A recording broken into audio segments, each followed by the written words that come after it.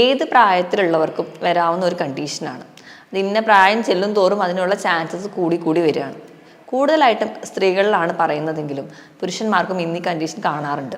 എന്തുകൊണ്ടാണ് പ്രധാനമായിട്ടും ഈ മസിൽ കോച്ചിപ്പിടുത്തം ഉണ്ടാവുന്നത് നോക്കാം. കാൽസ്യത്തിൻ്റെ അളവ് കൂടുകയാണെങ്കിലും മസിൽ കൺട്രാക്ഷനും അല്ലെങ്കിൽ റിലാക്സേഷനും കൂടുതലായിട്ട് വരുന്നത് കാണാം. അത് ഭാഗമായിട്ടും നമുക്കിന്ന് മസിൽ ക്രാംസ് ഉണ്ടാവുന്നുണ്ട്. നമ്മൾക്കറിയാം കാൽസ്യം അത് അബ്സോർബ് ചെയ്യണം, നമ്മുടെ ശരീരത്തിൽ അബ്സോർബ് ചെയ്യണമെങ്കിൽ വൈറ്റമിൻ ഡി അത്യാവശ്യമാണ്. അതുകൊണ്ട് തന്നെ ഒരു 10 മിനിറ്റെങ്കിലും ആഴ്ചയിൽ അല്ലെങ്കിൽ പറ്റുന്ന ഒരു 4-5 ദിവസമെങ്കിലും ഒരു 10 മിനിറ്റെങ്കിലും വെയിൽ കൊള്ളുക. 11 മണി മുതൽ 2 മണി വരെയുള്ള വെയിൽ സ്ഥിരമായിട്ട് നമ്മുടെ സ്കിന്നിൽ വീഴത്തക്ക രീതിയിൽ കൊള്ളുകയാണെങ്കിൽ ഒരു പരിധിവരെ വൈറ്റമിൻ ഡിയുടെ അഭാവം നമുക്ക് മാറ്റാം. അതുവഴി കാൽസ്യം അബ്സോർപ്ഷൻ നടക്കും.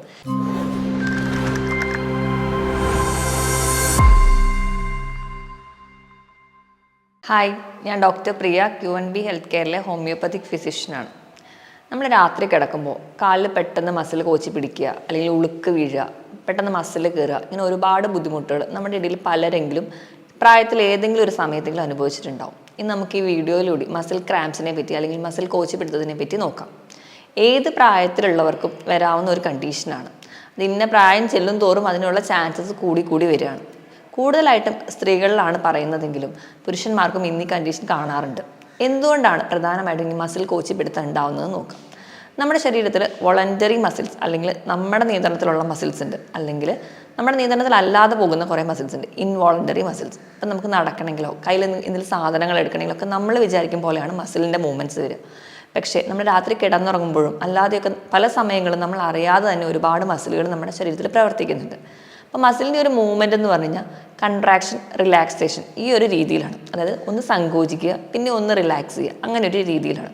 അപ്പോൾ നമ്മൾ ഉറങ്ങുന്ന സമയത്ത് നമ്മുടെ ശരീരത്തിലെ പല മാറ്റങ്ങൾ കൊണ്ടോ അല്ലെങ്കിൽ ചില രോഗങ്ങൾ കൊണ്ടോ നമ്മുടെ കാലിലെ മസിൽസോ അല്ലെങ്കിൽ നമ്മുടെ ശരീരത്തിൽ ഏത് ഭാഗത്തുണ്ടാകുന്ന മസിലുകളും കൺട്രാക്ട് ചെയ്യും. പക്ഷെ തിരിച്ചതിനെ റിലാക്സ് ചെയ്യാൻ പറ്റാത്ത ഒരു കണ്ടീഷനാണ് മസിലിൻ്റെ കോച്ചിപ്പിടുത്തം എന്നറിയപ്പെടുക. ഇങ്ങനെ ഒരു ബുദ്ധിമുട്ട് വരുമ്പോൾ നമുക്ക് രാത്രി തന്നെ ഭയങ്കരമായ വേദന അനുഭവപ്പെടുന്നത് കാണാം.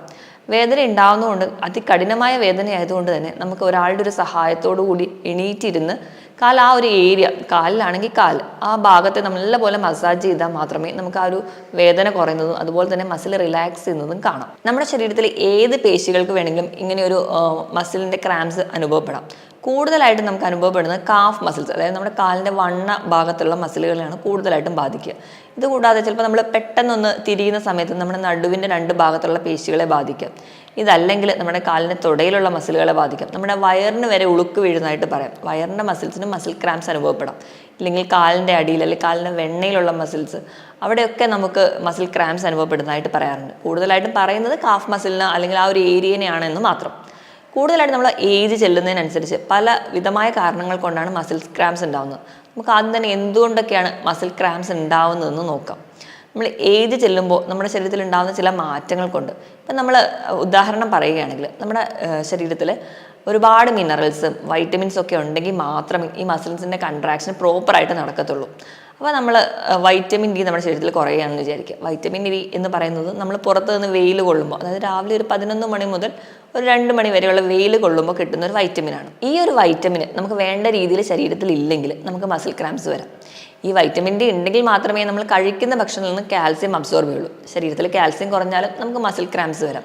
ഇത് കൂടാതെ തന്നെ ഇപ്പം നമ്മൾ നല്ല പോലെ വ്യായാമം ചെയ്യുകയാണ്, അതുപോലെ നല്ല വെയിലത്ത് നിന്നാണ് വ്യായാമം ചെയ്യുന്നതെങ്കിൽ നമുക്ക് ഒരുപാട് വിയർപ്പായിട്ട് പോകുന്നുണ്ടാവും. ഈ വിയർപ്പ് ഇങ്ങനെ പോകുമ്പോൾ നമ്മുടെ ശരീരത്തിൽ നിന്ന് പല ഇലക്ട്രോലൈറ്റ്, പല ലവണങ്ങളും അല്ലെങ്കിൽ പല ധാതുക്കളും നമ്മുടെ ശരീരത്തിൽ നിന്ന് നഷ്ടപ്പെടും. അതുപോലെ തന്നെ ആ ഒരു സമയത്ത് നമ്മൾ വേണ്ട രീതിയിൽ വെള്ളം കൂടി കുടിക്കുന്നില്ലെങ്കിൽ ഈ ഒരു മിനറൽസോ അല്ലെങ്കിൽ ഒരു ഇലക്ട്രോലൈറ്റ് ഇൻബാലൻസ് നമ്മുടെ ശരീരത്തിൽ വരും. അതുകൊണ്ട് നമുക്ക് മസിൽ ക്രാംസ് വരാം. ഇത് കൂടാതെ തന്നെ അമിതവണ്ണമുള്ളവർക്ക് വരാൻ ചാൻസ് കൂടുതലാണ്. അതുപോലെ തന്നെ നമ്മൾ അതുവരെ പ്രത്യേകിച്ച് ഒരു സെഡൻറ്ററി ലൈഫായിരുന്നു, പ്രത്യേകിച്ച് വ്യായാമം ഒന്നും ചെയ്യുന്നില്ല, പെട്ടെന്ന് ഒരു ദിവസം തന്നെ വ്യായാമം ചെയ്യാൻ തുടങ്ങുകയാണെങ്കിൽ അതുവരെ മസിൽ അത്ര കൺട്രാക്ട് അല്ലെങ്കിൽ റിലാക്സേഷൻ ചെയ്തിരുന്നില്ലെങ്കിൽ അത് പെട്ടെന്ന് വരുന്ന സമയത്ത് രാത്രികളിൽ നമുക്ക് മസിൽ ക്രാംസ് അനുഭവപ്പെടാം. ഇത് കൂടാതെ തന്നെ നമുക്ക് പല രോഗങ്ങൾ കൊണ്ടും മസിൽ ക്രാംസ് വരാറുണ്ട്. ഉദാഹരണം പറയുകയാണെങ്കിൽ ഹൈ BP അല്ലെങ്കിൽ ഹൈ കൊളസ്ട്രോൾ അല്ലെങ്കിൽ പ്രമേഹ രോഗികൾ, ഇവർക്കൊക്കെ മസിൽ ക്രാംസ് വരാറുണ്ട്. ഇത് കൂടാതെ തന്നെ നമ്മുടെ കാലിലേക്കുള്ള രക്തയോട്ടം കുറയുന്ന കണ്ടീഷൻസ്, ഇപ്പോൾ വെരിക്കോസ് വെയിൻ പോലെയുള്ള കണ്ടീഷൻസ്, ചില തരത്തിലുള്ള വാദം, നമുക്ക് ഗൗട്ട് പോലെയുള്ള യൂറിക് ആസിഡ് ഡിപ്പോസിറ്റ് മൂലം ഉണ്ടാകുന്ന സന്ധിവേദനകൾ അല്ലെങ്കിൽ സന്ധിവാദങ്ങളിലൊക്കെ നമുക്ക് മസിൽ ക്രാംസ് അനുഭവപ്പെടാറുണ്ട്. ഈ പറഞ്ഞ കാരണങ്ങളോടൊപ്പം തന്നെ നമ്മൾ കണ്ടിന്യൂസ് ആയിട്ട് ഇരുന്ന് ജോലി ചെയ്യുക അല്ലെങ്കിൽ നിന്ന് ജോലി ചെയ്യുക, ഇതൊക്കെ മസിൽ ക്രാംസിന് കാരണമാകും. ഇത് കൂടാതെ തന്നെ നമ്മൾ എവിടെയെങ്കിലും യാത്ര പോവുക, കണ്ടിന്യൂസ് ആയിട്ട് ദീർഘദൂരം യാത്ര പോകുമ്പോൾ നമുക്ക് രാത്രിയാകുമ്പോൾ മസിൽ കയറ്റം ഉണ്ടാകുന്ന കാണാം. അതുപോലെ പ്രഗ്നൻസിയിൽ ഒരുപാട് സ്ത്രീകൾ അനുഭവിക്കുന്ന ഒരു ബുദ്ധിമുട്ടാണ് രാത്രി കിടന്നുറങ്ങുമ്പോൾ മസിൽ ക്രാംസ് ഉണ്ടാകുന്നത്. അതിന് കാരണം നമുക്കറിയാം, കുഞ്ഞ് വലുതാവുന്നതിനനുസരിച്ച് നെർവ് കംപ്രഷൻ ഉണ്ടാവുകയും ആ ഒരു ബ്ലഡ് ഫ്ലോ കൂടുന്നതുകൊണ്ടൊക്കെയാണ് നമുക്ക് ആ ഒരു ടൈമിൽ മസിൽ ക്രാംസ് ഉണ്ടാവുന്നത്. ഇതുകൂടാതെ പ്രീ മെൻസ്ട്രൽ സിൻഡ്രോം അല്ലെങ്കിൽ ആ ഒരു ടൈമിൽ നമുക്ക് ഒരുപാട് പേർക്ക് വയറിൽ മസിൽ ക്രാംസ് അനുഭവപ്പെടാം. അതുപോലെ തന്നെ കാലിലൊക്കെ ആ ഒരു ഹോർമോണൽ ചേഞ്ച് കൊണ്ട് മസിൽ ക്രാംസ് അനുഭവപ്പെടുന്ന ഒരുപാട് പേരുണ്ട്. ഇത് കൂടാതെ തന്നെ നമുക്ക് പറയാൻ പറ്റുന്ന വേറൊരു കണ്ടീഷൻസ് എന്ന് പറഞ്ഞാൽ, നമുക്ക് പ്രമേഹം അല്ലെങ്കിൽ BP ഉയർന്നു നിൽക്കുന്നവരാണെങ്കിൽ, അല്ലെങ്കിൽ തൈറോയിഡിൻ്റെ രോഗങ്ങൾ, വൃക്ക രോഗങ്ങൾ, ലിവർ സംബന്ധമായ രോഗങ്ങൾ, അങ്ങനെ നമ്മുടെ ശരീരത്തിലെ എല്ലാ ഹോർമോണൽ ഇംബാലൻസും ഇന്ന് മസിൽ ക്രാംസ് ഉണ്ടാവാൻ കാരണമാവുന്നുണ്ട്. ഇതോടൊപ്പം തന്നെ നമ്മുടെ പേശികൾക്ക് അല്ലെങ്കിൽ ഞരമ്പുകൾക്ക് എന്തെങ്കിലും രോഗം ബാധിച്ചു കഴിഞ്ഞാൽ, കൃത്യമായിട്ട് രക്തയോട്ടം നമ്മുടെ കാലിലേക്ക് വന്നിട്ടില്ലെങ്കിൽ, ത്രോംബോഫ്ലിബൈറ്റിസ് പോലെയുള്ള കണ്ടീഷൻസ് ഉള്ളവർക്ക്, അല്ലെങ്കിൽ വെരിക്കോസ് വെയിൻ പോലെയുള്ള കണ്ടീഷൻസ് ഉള്ളവർക്ക്, അവർക്ക് ഏറ്റവും പ്രധാനമായിട്ടും അവർ ക്ലിനിക്കിൽ പറയുന്നതെന്ന് പറഞ്ഞു കഴിഞ്ഞാൽ രാത്രി കിടക്കുമ്പോൾ കാല് കഴപ്പ് അല്ലെങ്കിൽ മസിൽ ക്രാംസ് ഉണ്ടാവുക എന്നുള്ളത്. ഇത് കൂടാതെ തന്നെ നമ്മുടെ ചില ശീലങ്ങൾ, മദ്യപാനം, പുകവലി പോലെയുള്ള ശീലങ്ങൾ, മദ്യപിക്കുന്നതിൻ്റെ ഒരു ഭാഗമായിട്ട് നമ്മുടെ ശരീരത്തിൽ നിന്ന് ഒരുപാട് വാട്ടർ ലോസ് വരുന്നുണ്ട്. അതിൻ്റെ ഭാഗമായിട്ട് നമുക്ക് വേണ്ട ഇലക്ട്രോലൈറ്റ് ഇംബാലൻസ് വരുന്നുണ്ട്.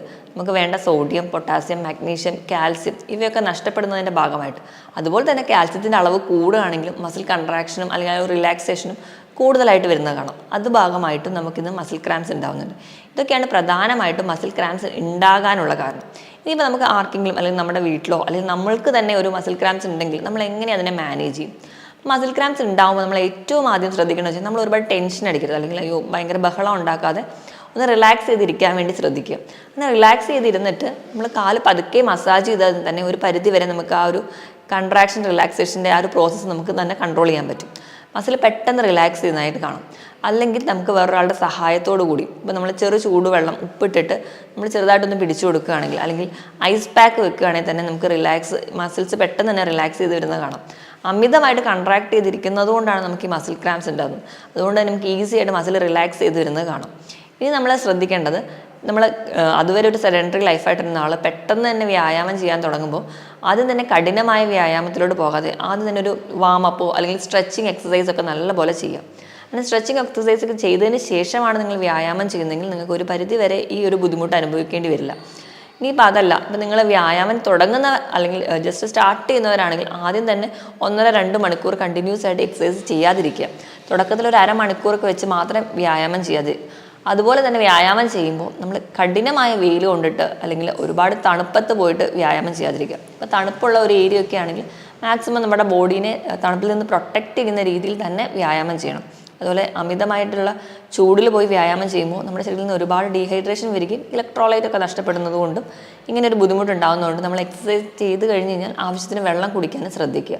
അതൊക്കെ ഉണ്ടെങ്കിൽ തന്നെ ഒരു പരിധി വരെ നമുക്ക് മസിൽ ക്രാംസ് ഒക്കെ കുറയ്ക്കാൻ പറ്റും. ഇനി നമ്മൾ ഇപ്പം നമുക്കറിയാം, കൂടുതലായിട്ട് മസിൽ ക്രാംസ് നമ്മൾ കാണുന്നതെന്ന് പറഞ്ഞിട്ടുണ്ടെങ്കിൽ ഈ കായിക താരങ്ങൾക്കൊക്കെയാണ്. അപ്പോൾ അവർക്ക് ആ കളിക്കുന്നതിനിടയിൽ പെട്ടെന്ന് കോച്ചിപ്പിടുത്തമൊക്കെ ഉണ്ടാകുന്നതായിട്ട് കാണാം. അപ്പോൾ അവർ ചെയ്യുന്ന ഒരു ടെക്നിക്ക് അല്ലെങ്കിൽ അവരുടെ ആ ഒരു ഗൈഡ് ചെയ്യുന്ന ടെക്നിക്ക് എന്ന് പറഞ്ഞാൽ, ഏത് ഒരു ഡയറക്ഷനിൽ കാല് തിരിച്ചപ്പോഴാണോ അവർക്ക് ആ ഒരു മസിൽ ക്രാംസ് അനുഭവപ്പെട്ടിട്ടുണ്ടെങ്കിൽ അത് നേരെ ഓപ്പോസിറ്റ് ഡയറക്ഷനിലേക്ക് തിരിക്കാൻ പറയും. അങ്ങനെ ചെയ്യുമ്പോഴും അവർക്ക് പെട്ടെന്നൊരു റിലാക്സേഷൻ തോന്നാറുണ്ട്. ഇതൊക്കെയാണ് പ്രധാനമായിട്ടും നമ്മളൊരു ഫസ്റ്റ് എയ്ഡ് എന്ന രീതിയിൽ നമ്മൾ ഓർത്ത് വെക്കേണ്ടത്. ഇനി ഇതിനോടൊപ്പം തന്നെ നമ്മൾ ശ്രദ്ധിക്കേണ്ട പല ജീവിതശൈലി മാറ്റങ്ങളും ഉണ്ട്. അതിലൊന്നാമതായിട്ട് പറയുകയാണെങ്കിൽ, അമിതവണ്ണം ഒരു കാരണമായതുകൊണ്ട് തന്നെ നമ്മുടെ ബോഡി വെയിറ്റ് എപ്പോഴും ഹൈറ്റിനനുസരിച്ച് തന്നെ നിലനിർത്താൻ വേണ്ടി ശ്രദ്ധിക്കുക.